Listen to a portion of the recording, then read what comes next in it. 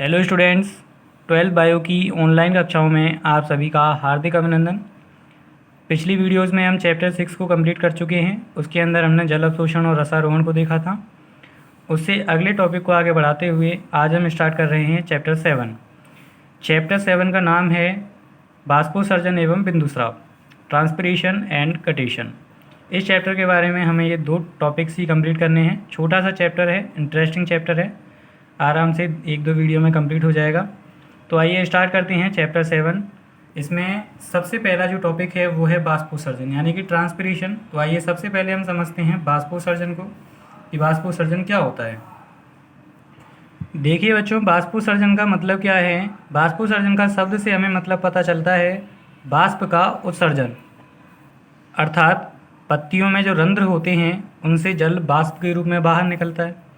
तो हम कह सकते हैं पत्तियों के रंध्रों द्वारा होने वाली बाष्प के रूप की हानि को, या बाष्प के रूप में पत्तियों के रंध्रों से होने वाली जल हानि को हम बाष्पोत्सर्जन कहते हैं। नॉर्मली एक लाइन में मैं यहाँ लिख सकता हूँ, ये रंध्रों द्वारा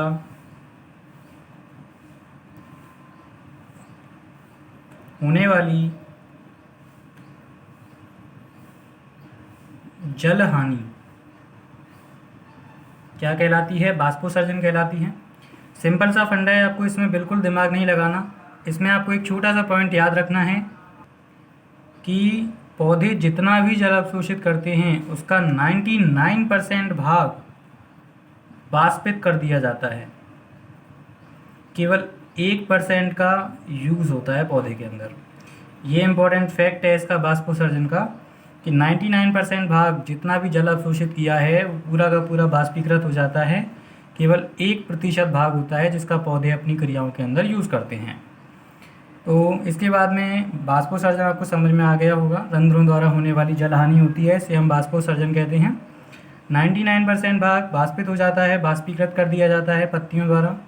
1% भाग का यूज़ किया जाता है। ठीक है, इसके बाद में हम बात करते हैं बाष्पोत्सर्जन के प्रकारों की। Types of transpiration. Types of transpiration, देखिए बच्चों, यहाँ पर अपने बुक में 3 प्रकार का बाष्पोत्सर्जन दिया हुआ है। सबसे पहला जो बाष्पोत्सर्जन है वो है रंध्रीय बाष्पोत्सर्जन। रंध्रीय बाष्पोत्सर्जन, रंध्रों को हम स्टोमेटा कहते हैं। तो रंध्रीय बाष्पोत्सर्जन को इंग्लिश में स्टोमेटल ट्रांसपिरेशन कहते हैं। Stomatal transpiration. तो आप जानते हो बच्चों, पत्ती की जो ऊपरी और निचली सतह होती है उस पर रंध्र होते हैं, छोटे छोटे छिद्र होते हैं जिन्हें हम रंध्र कहते हैं। तो रंध्रों के द्वारा होने वाला बाष्पोत्सर्जन क्या कहलाता है? रंध्रीय बाष्पोत्सर्जन कहलाता है। और पौधों में रंध्रीय बाष्पोत्सर्जन जो होता है वो 50 से 97% भाग होता है, यानी कि 50 से लेकर 97% भाग बाष्पोत्सर्जन का रंध्रों द्वारा बाष्पित होता है। सेकंड पॉइंट है उपत्वचीय। उपत्वचीय बाष्पोत्सर्जन, यानी उपत्वचा को हम कहते हैं क्यूटिकल। क्या कहते हैं? क्यूटिकल। तो देखिए बच्चों, क्यूटिकुलर ट्रांसपिरेशन जो होता है वो कैसे आपको समझना है, इसके लिए आप याद कीजिए ज़ीरोफाइट प्लांट्स को। ज़ीरोफाइट्स क्या होते हैं? मरोद्भिद पौधे होते हैं। मरोद्भिद पौधों को हम ज़ीरोफाइट प्लांट कहते हैं। तो ज़ीरोफाइट्स के अंदर एक इम्पॉर्टेंट लक्षण अनुकूलन पाया जाता है, क्योंकि इनकी पत्ती की जो सतह होती है उस सतह पर एक परत पाई जाती है, या तो मोम की परत हो सकती है या किसी चिकने पदार्थ की परत हो सकती है। उस परत को हम क्यूटिकल कहते हैं। पत्ती की सतह पर मोम की परत होती है। इस मोम की परत को हम क्यूटिकल कहते हैं, क्यूटिकल या उपत्वचा। अब जिस जिस जगह पर ये उपत्वचा होगी, ये क्या होती है बच्चों? जल के लिए अपारगम्य होती है। देखिए, ये जल के लिए अपारगम्य होती है। जल के लिए अपारगम्य का मतलब क्या हो गया? अगर जल इसके पास आता भी है तो इससे बाहर ऊपर की तरफ नहीं निकलेगा, क्योंकि ये अपारगम्य होती है। तो कई बार क्या होता है बच्चों की ये जो क्यूटिकल होती है वो टूटी हुई होती है, कुछ स्थानों पर टूटी हुई होती है, कुछ स्थानों पर पतली होती है, तो वहाँ से जल की हानि होती है। तो मैं लिख सकता हूँ यहाँ पे टूटी या पतली क्यूटिकल से, पतली उपत्वचा से जल हानि होती है, उसे हम कहते हैं उपत्वचीय बाष्पोत्सर्जन। बात समझ में आई बच्चों? देखिए, उपत्वचीय बाष्पोत्सर्जन में क्या होता है, ज़ीरोफाइट प्लांट्स यानी कि मरुधित पौधों की पत्ती पर मोम की परत पाई जाती है, जिसे हम क्यूटिकल या उपत्वचा कहते हैं। ये क्यूटिकल जल के लिए अपारगम्य होती है, लेकिन कई स्थानों से, कुछ स्थानों से टूटी या फिर पतली होती है। तो जिन जगहों पर टूटी या पतली उपत्वचा होती है वहाँ से जल की हानि होती है, और उस जल की हानि को हम उपत्वचीय बाष्पोत्सर्जन कहते हैं। इसके द्वारा केवल 3 से 10% बाष्पोत्सर्जन होता है। और एक आता है बच्चों तीसरा जो प्रकार है वो है वातरंध्रीय बाष्पोत्सर्जन। जैसे रंध्रों को हमने स्टोमेटा बोला, ऐसे ही वातरंध्रों को हम लेंटिकल बोलते हैं, लेंटिकल। तो लेंटिकुलर ट्रांसपिरेशन हो जाएगा। लेंटिकुलर ट्रांसपिरेशन क्या होता है आप समझिए। इसके लिए सबसे पहले समझिए वातरंध्र क्या होते हैं। देखिए, पत्ती पर तो रंध्र होते हैं, छोटे छोटे छिद्र जो होते हैं उनको तो हम क्या कहते हैं, रंध्र कहते हैं। लेकिन जो पौधे का तना होता है, स्तंभ होता है, या फल की सतह होती है, जिसे हम छिलका कहते हैं, इन पर क्या पाए जाते हैं, छिद्र होते हैं छोटे छोटे। इन छिद्रों को हम कहते हैं वातरंध्र। स्तंभ यानी कि तने या फल की सतहों पर छोटे छोटे छिद्र होते हैं, उन्हें हम वातरंध्र कहते हैं। वातरंध्रों के द्वारा होने वाला जो बाष्पोत्सर्जन है उसे हम कहते हैं बाष्पोत्सर्जन, वातरंध्रीय बाष्पोत्सर्जन। ये मात्र 0.1% ही संपन्न होता है पौधों के अंदर, क्योंकि फलों और स्तंभों द्वारा बाष्पोत्सर्जन की क्रिया बहुत न्यून होती है। सर्वाधिक बाष्पोत्सर्जन रंध्रों द्वारा होता है, जिसके बारे में हमें इस चैप्टर के अंदर पढ़ना है। तो अब तक हमने 3 प्रकार के बाष्पोत्सर्जन पढ़े। देखें, रंध्रीय बाष्पोत्सर्जन जो कि 50 से 97% होता है। इस चैप्टर के अंदर हमें रंध्रीय बाष्पोत्सर्जन के बारे में ही पढ़ना है। दूसरा पढ़ा उपत्वचीय, तीसरा वातरंध्रीय। ठीक है स्टूडेंट्स, तो आइए अब बात करते हैं रंध्रीय बाष्पोत्सर्जन की, कि रंध्रीय बाष्पोत्सर्जन क्या होता है, इसके अंदर हमें किन चीज़ों का अध्ययन करना है, उन सब के बारे में देखते हैं। देखिए, रंध्रीय बाष्पोत्सर्जन क्या होता है, मैंने अभी आपको बताया था, रंध्रों के द्वारा होने वाला बाष्पोत्सर्जन है। रंध्रीय बाष्पोत्सर्जन को समझने के लिए आपको 2 अवयवों की संरचना के बारे में समझना होगा। यानी एक तो आपको पत्ती की संरचना पता होना चाहिए और एक रंध्र की संरचना आपको पता होना चाहिए। इन दोनों की संरचना अगर हमें पता होगी तो हम रंध्रीय बाष्पोत्सर्जन को बहुत अच्छी तरह से समझ सकते हैं। सबसे पहले हम समझते हैं पत्ती की संरचना को। देखिए बच्चों, 11th क्लास का टॉपिक है पत्ती की संरचना, आंतरिक और बाह्य संरचना वाले चैप्टर के अंदर हमने पढ़ाया था। तो पत्ती के अंदर क्या होता है, जब भी हम पत्ती को साइड से देखते हैं तो उसकी ऊपरी परत और निचली परत, 2 परतें होती हैं, 2 आवरण होते हैं। तो ऊपरी परत और निचली परत, ये जो दोनों आवरण हैं ऊपर और नीचे वाली, इनको हम कहते हैं अधिचर्म। क्या कहते हैं, अधिचर्म या बाह्य त्वचा। ये ऊपरी अधिचर्म है, ये निचली अधिचर्म है। क्लियर है? तो पत्ती में 2 अधिचर्म होती हैं, ऊपरी और निचली। दोनों अधिचर्मों के बीच में जो ऊतक होते हैं, जो कोशिकाएं होती हैं, उन्हें हम कहते हैं पर्णमध्योतक। क्या कहते हैं, पर्णमध्योतक।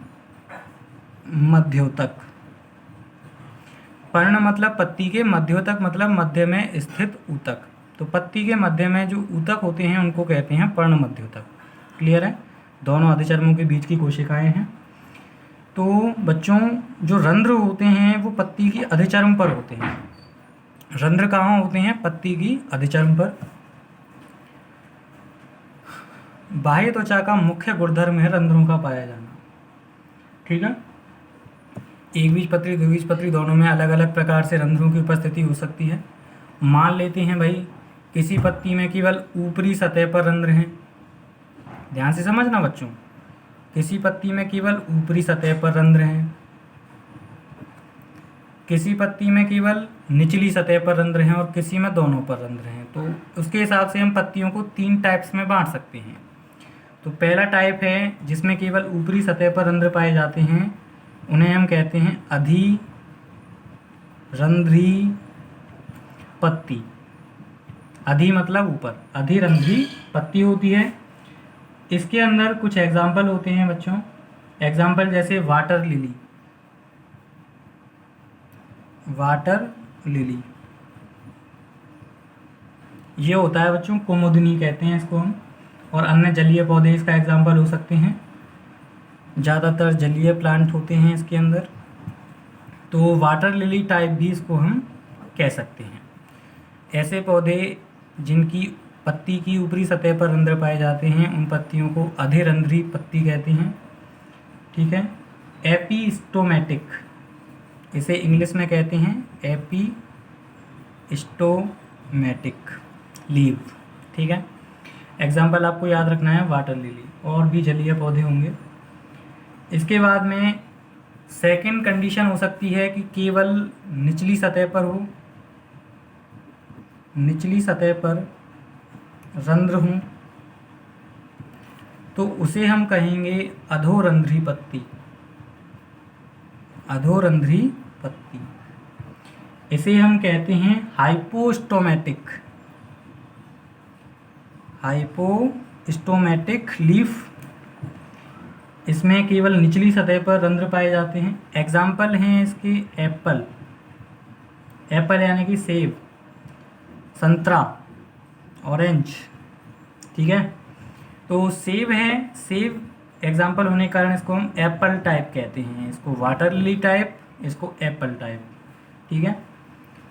अधिकांशतः द्विबीजपत्री पौधों के अंदर ये गुण होता है, द्विबीजपत्री पौधों के अंदर ये गुण पाया जाता है ज़्यादातर, कि उनकी केवल निचली सतह पर रंध्र होते हैं। दूसरी स्थिति, एक लास्ट स्थिति बनती है कि भाई ऊपर और नीचे वाली दोनों सतहों पर रंध्र हों। तो तीसरी स्थिति बन जाती है दोनों सतहों पर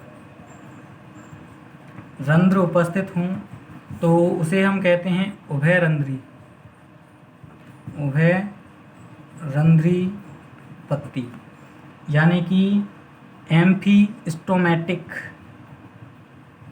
एम्फीस्टोमेटिक लीफ। ठीक है।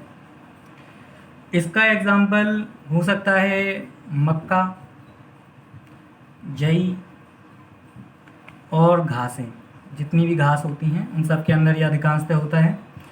तो जई को हम कहते हैं ओट, ओट टाइप। इसका टाइप्स के हिसाब से देखें तो ओट टाइप नाम होता है, जई प्रकार इसको हम कहते हैं। क्लियर है। ऊपर और निचली सतहों पर रंध्रों की संख्या लगभग समान होती है। एक बार दोबारा इन तीनों प्रकारों को ध्यान से समझें। रंध्र की उपस्थिति के आधार पर पत्ती जो है वो तीन तरह की हो सकती है, क्योंकि रंध्र केवल ऊपरी या निचली बाह्य सतह पर ही पाए जाते हैं, बाह्य त्वचा पर पाए जाते हैं। यदि केवल ऊपरी सतह पर रंध्र उपस्थित हैं तो उसे हम अधिरंध्री या एपिस्टोमेटिक पत्ती कहते हैं। एग्जाम्पल वाटर लिली, ज़्यादातर जलीय पौधे होते हैं तो इसको हम वाटर लिली टाइप कह देते हैं। कुमुदनी प्रकार, निचली सतह पर यदि रंध्र हैं तो उसे हम अधोरंध्री पत्ती कहते हैं। हाइपोस्टोमेटिक लीफ, एप्पल टाइप इसको हम कहते हैं। एग्जाम्पल एप्पल एंड संतरा, अधिकांश द्विबीजपत्री पौधों के अंदर होती है। यदि दोनों सतहों पर उपस्थित हैं तो उसे हम कहते हैं उभयरंध्री। उभय का मतलब होता है एम्फीस्टोमा, मतलब स्टोमेटिक रंध्र। एग्जाम्पल इसके जई और मक्का या घासें। तो जई के कारण हम इसको ओट टाइप या फिर जई प्रकार हम इसको कह सकते हैं। ठीक है स्टूडेंट्स, पत्ती की संरचना में यहाँ पे आपको केवल इतना पढ़ना है, बाकी की पूरी जानकारी आप 11वीं क्लास में पढ़ चुके हो कि किस तरह के ऊतक होते हैं।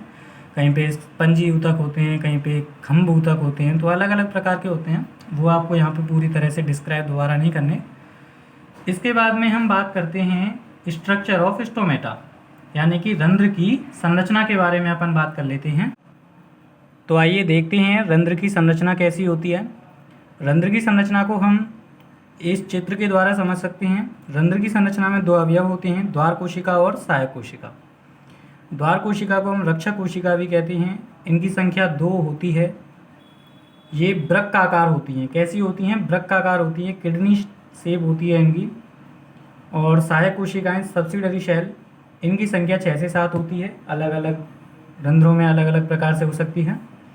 देखिए ये दो वृक्काकार कोशिकाएं हैं जिन्हें हम द्वार कोशिका कहते हैं। इसकी बाहरी भित्ति पतली और आंतरिक भित्ति मोटी होती है।